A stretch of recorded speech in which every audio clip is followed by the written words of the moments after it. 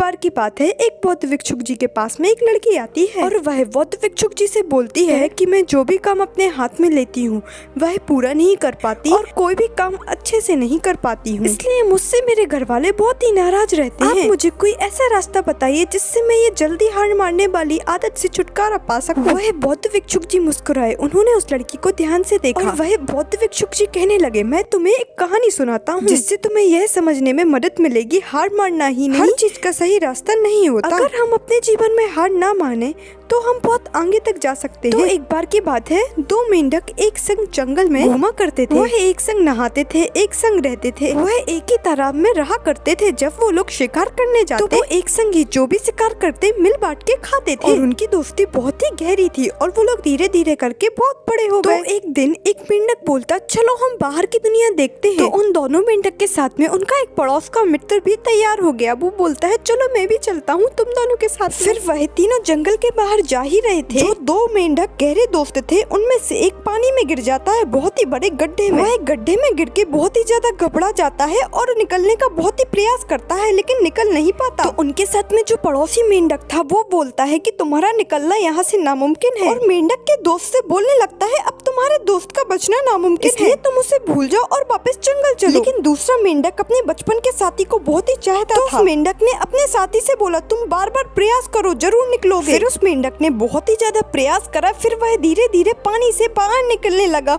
और गड्ढे के ऊपर आने लगा और इस मेंढक का साथी गड्ढे से बाहर निकल आया। क्योंकि उस मेंढक ने बार बार निकलने का प्रयास करा इसलिए वह इतने बड़े गड्ढे से बाहर निकल आया। फिर उस मेंढक का साथी अपने साथी मेंढक को देख के बहुत ही खुश होता है। तो बौद्ध भिक्षुक जी ने उस बिटिया को यही बात समझाने की कोशिश की, हमें किसी भी कार्य को बार बार करने का प्रयास करना चाहिए। जिस प्रकार मेंढक गड्ढे से निकला बार बार प्रयास करने से, वैसे ही हम किसी कार्य को बार बार करेंगे तो हमें कभी न कभी सफलता मिलेगी। और वैसे भी कहा भी जाता है, कोशिश करने वालों की हार नहीं होती।